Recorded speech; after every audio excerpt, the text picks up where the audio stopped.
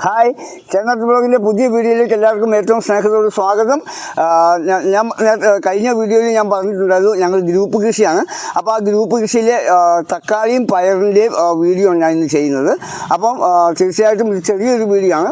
നിങ്ങൾക്ക് ഇഷ്ടപ്പെട്ട് കഴിഞ്ഞാൽ നിങ്ങൾ മറ്റുള്ളവർക്കോട് കൂടി ഷെയർ ചെയ്യുക, നിങ്ങളുടെ കമൻറ്റ് നിങ്ങൾ പറയുക, ലൈക്ക് ചെയ്യുക, മറ്റുള്ളവരും കാണാൻ വേണ്ടി നിങ്ങൾ ഗ്രൂപ്പുകളിലേക്കൊക്കെ ഒന്ന് ഷെയർ ചെയ്ത് കൊടുക്കുക. അപ്പോൾ നമുക്ക് ഇനി വീഡിയോയിലേക്ക് പോകാം. ഇതല്ല, നമ്മൾ പയർ നട്ട് ഇത് പന്തലിലേക്ക് കയറിയിരിക്കുകയാണ്. ഞങ്ങൾ വലയാണ് പന്തലിനായിട്ട് ഉപയോഗിക്കുന്ന വലയാണ്. ഇപ്പം മീൻ പിടിക്കാൻ വേണ്ടി പോകുന്നവരുടെ വലകൾ നമുക്ക് ഫ്രീ ആയിട്ട് അവർ ഉപയോഗിക്കുന്ന വലകൾ കിട്ടി. ആ വലയാണ് ഇപ്പോൾ ഞങ്ങൾ ഇത് പന്തലായിട്ട് ഞങ്ങൾ കെട്ടിയിരിക്കുന്നത്. ഇപ്പോൾ പയറൊക്കെ മുളച്ച് ഈ പരുവത്തിലായിരിക്കുകയാണ്. അപ്പോൾ ഇതിനും ഞങ്ങൾ ആദ്യം ആദ്യം ഞങ്ങൾ ഇതിനും കുമ്മായത്തിന് ഇട്ട് ഞങ്ങൾ റെഡിയാക്കിയെടുത്തു.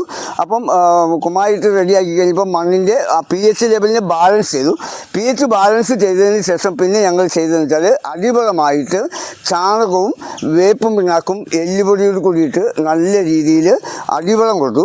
ഈ അടിവളം കൊടുത്തതിന് ശേഷം ഞങ്ങൾ വിത്ത് പാകി മുളച്ചിപ്പടം വരെ എത്തി. അതിനുശേഷം ഞങ്ങൾ ഒരു തവണ ഞങ്ങൾ സമ്പൂർണ്ണ അടിച്ചു. കാരണം ഒരു 15-20 ദിവസം കൂടുമ്പോൾ സമ്പൂർണ്ണ അടിച്ചു കൊടുക്കണം. എങ്കിലാണ് നമുക്ക് കീടബാധ വരാതിരിക്കാൻ ഏറ്റവും നല്ലത് സമ്പൂർണ്ണ അടിക്കുക എന്നുള്ളതാണ്. അപ്പോൾ അതിനുശേഷം നമ്മൾ ചെയ്തെന്താണെന്ന് ചോദിച്ചാൽ ഒരാഴ്ച മുമ്പ് ഞങ്ങൾ സൂഡോമോണസ് ഒന്ന് അടിച്ചു കൊടുത്തു. ഇനി ഇപ്പോൾ പൂക്കാനുള്ള സമയമായി. ഈ പൂക്കാനുള്ള സമയമായി കഴിയുമ്പോൾ നമ്മൾ ചെയ്യേണ്ടത് വെച്ചാൽ ഈ പൂവും കായ്കളൊക്കെ നന്നായിട്ട് വരണമെങ്കിൽ നമ്മൾ എന്ത് ചെയ്യണം, സൂഡോമോണസ് 20 ഗ്രാം സൂഡോമോണസ് 1 ലിറ്റർ വെള്ളത്തിൽ ഒഴിച്ചിട്ട് നമ്മൾ തളിച്ചു കൊടുത്തു കഴിയുമ്പം തീർച്ചയായിട്ടും നമുക്ക് ഈ പയർ നന്നായിട്ട് നമുക്ക് കായ്ക്കുകയും അതേപോലെ നമുക്ക് നല്ല വിളവ് കിട്ടുകയും ചെയ്യും. വിഷു ആകുമ്പോഴത്തേനും നമുക്ക് 100% നമുക്ക് നല്ല വിളവ് നമുക്ക് ലഭിക്കും. ആ രീതിയിലാണ് ഞങ്ങൾ കൃഷി പ്രാർത്ഥിച്ചിരിക്കുന്നത്. ഞങ്ങൾ വൈകുന്നേരം മാത്രമേ നനയ്ക്കുന്നുള്ളൂ. രാവിലെ നനയ്ക്കാൻ അങ്ങനെ സമയം കിട്ടാറില്ല. വൈകുന്നേരം എല്ലാവരോടും കൂടി വരുന്നു. മാക്സിമം ആരൊക്കെ വരുന്നു അപ്പോൾ എല്ലാവരും കൂടി നനയ്ക്കുക ഞങ്ങൾ ഇതിന്. ഇതെന്താ, തക്കാളിയൊക്കെ പൂത്ത് ഇനി കാപ്പരുവത്തിലേക്ക് വന്നിരിക്കുകയാണ്. ഇപ്പോൾ ഇനി അത്യാവശ്യമായിട്ട് ഇനി സൂഡോമോണസ് തളിച്ചു കൊടുക്കണം.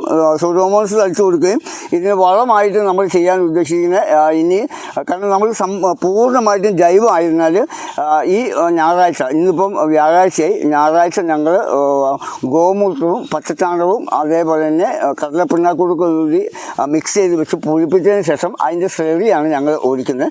അപ്പോൾ ഇതുണ്ടാവും തക്കാളി. ഇനി ഇത് പൊങ്ങി വരുന്നതനുസരിച്ച് ഇനി താങ്ങൊക്കെ നമ്മൾ കൊടുക്കണം. ഈ തക്കാളിക്കും ഞങ്ങൾ ചെയ്തിരിക്കുന്ന മറ്റൊരു വളപ്രയോഗമൊന്നുമില്ല.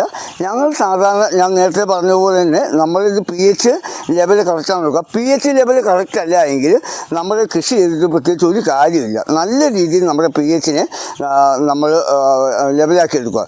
pH ലെവലാക്കി എടുത്തില്ലെങ്കിൽ വേരുകൾക്ക് കൃത്യമായിട്ട് പോയി വളം സ്വരൂപിക്കാൻ കഴിയില്ല.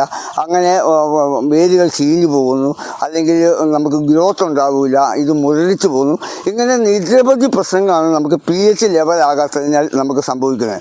അപ്പം pH-നെ നമ്മൾ ലെവലാക്കി കഴിഞ്ഞപ്പം കുമ്മായത്തിന് പകരം ഡോളോമൈറ്റാണ് ചെയ്തിരിക്കുന്നത്. ഡോളോമൈറ്റ് ഇട്ട് ഇത് ചെയ്ത് കഴിഞ്ഞപ്പം നമുക്ക് ഏറ്റവും ഭംഗിയായിട്ട് ഇത് നല്ല ഭംഗിയിൽ ഇത് മുളച്ച് വരികയുണ്ടായി.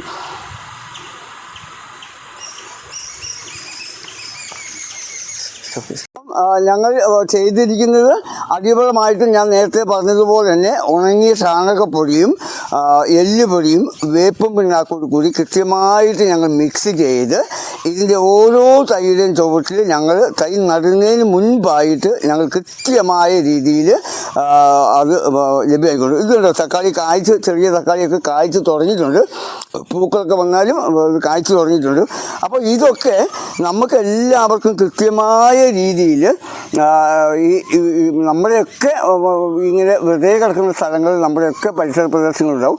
അപ്പോൾ നമുക്ക് ഇതൊക്കെ വളരെ സിമ്പിളായിട്ട് ചെയ്യാൻ പറ്റുന്നതാണ്. എല്ലാവരും ജോലിക്ക് പോകും. ഞങ്ങൾ ഈ ഗ്രൂപ്പായിട്ടുള്ളവർ എല്ലാവരും ജോലിക്ക് പോകുന്നത് 9 മണി 9:30 ആകുമ്പോഴത്തേനും എല്ലാവരും ജോലിക്ക് പോകും. പിന്നെ ചിലർ വരുമ്പോൾ വൈകിട്ട് 7 മണിക്ക് ശേഷം വരാൻ പറ്റും, ചിലർക്ക് 8 മണിക്ക് ശേഷം വരാൻ പറ്റും, ചിലർ കുറച്ച് നേരത്തെ വരും. അപ്പം ഒരു ഗ്രൂപ്പായി കഴിയുമ്പം അവർക്ക് പരസ്പരം അങ്ങോട്ടും ഇങ്ങോട്ടും അഡ്ജസ്റ്റ് ചെയ്തുകൊണ്ട് എല്ലാവർക്കും കൃത്യമായിട്ട് ഒരേ സമയത്ത് വരാൻ പറ്റിയില്ലെങ്കിലും എല്ലാവരും സഹകരിച്ച് വന്നു കഴിയുമ്പം നമുക്ക് ഇതേപോലെ വെറുതെ കിടക്കുന്ന സ്ഥലങ്ങൾ നമുക്ക് കൃഷി ചെയ്ത് കഴിഞ്ഞാൽ അതും ജൈവ രീതിയിൽ വിഷമില്ലാത്ത പച്ചക്കറി ഉൽപ്പാദിപ്പിച്ച് നമുക്ക് കഴിക്കാൻ സാധിക്കും. അപ്പോൾ തീർച്ചയായിട്ടും നിങ്ങൾ ഈ വീഡിയോ ഇഷ്ടപ്പെട്ടെങ്കിൽ മറ്റുള്ളവർക്കൂടി കൂടി നിങ്ങൾ അയച്ചു കൊടുക്കുക. അതുപോലെ തന്നെ നിങ്ങൾ ലൈക്ക് ചെയ്യുക, നിങ്ങളുടെ കമൻറ്റുകൾ രേഖപ്പെടുത്തുക. അപ്പം അടുത്തൊരു വീഡിയോ വരുന്നവരെ എല്ലാവർക്കും okay, bye bye, thank you.